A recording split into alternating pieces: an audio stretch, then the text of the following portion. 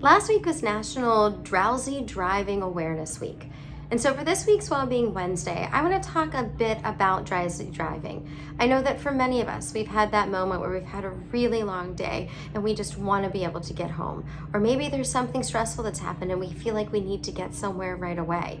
What research has shown us that over the last number of years, there on average are at least 91,000 incidents of drowsy driving each year reported, resulting in over 50,000 individuals being injured and unfortunately over 800 people that end up having fatalities from drowsy driving. This is a really important topic area to be thinking about when we're thinking about our health and our well-being and the impacts of sleep. We know that in general, we can have signs of drowsy driving in many different ways. Maybe we start yawning very frequently, we're blinking more often, we may miss our exit, or even forget the last few miles and realize that we're further along, not just because our mind was zoning out or focusing on something else, but because we were starting to drift off, finding that we may end up drifting into other lanes or hitting those rumble strips. Now, research does show us that we're most likely to experience the unsafe drowsy driving either between 12 midnight and 6 a.m. or in the late afternoon, which tends to be when we see a dip in our energy with our circadian rhythms. So trying to find times to not drive specifically during those times can help us to make sure that we're driving a little bit more awake and alert.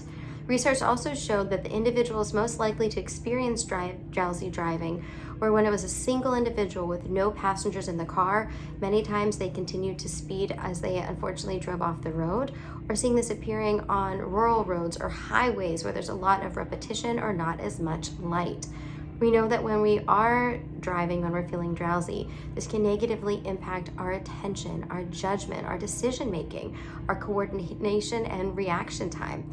That's why we find that many times it's equivalent to, and it's being shown to be similar to driving while under the influence. We know that if we've been up for over 16 hours in driving, sometimes it can show to be the equivalent of a 0.05.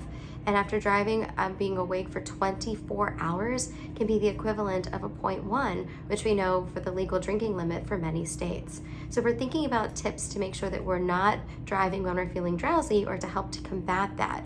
Obviously, getting a good night of sleep the night before when we know we're gonna have a longer drive or we know we're gonna have to drive later in the evening. Refraining from drinking alcohol even earlier in the day when we know we're going to have to drive later at night. Checking our prescriptions. There can be many prescriptions that can make us feel tired or drowsy that we don't realize, or those that give us the instant boost. Even things like having the high sugary meals and such that give us initial energy spike, but then can have that drop in energy. If you do find yourself where you're feeling really drowsy and you're experiencing a lot of this when you are on the road, in an ideal situation, you'd be able to pull over in a safe spot, say a very highly lighted area where you can feel safe to be able to take a quick 15 to 20 minute nap to give your body that opportunity to have that energy boost. And if you're wanting to use coffee and caffeine, yes, that can help you to feel more alert, but we do want to be reminded that many times it doesn't make us less tired, it just reduces our ability to perceive that we're tired. So using coffee in the right way with the caffeine and then also allowing our body those few minutes to be able to take that nap and rest to get us in a better place to get somewhere where we are safe. Be well.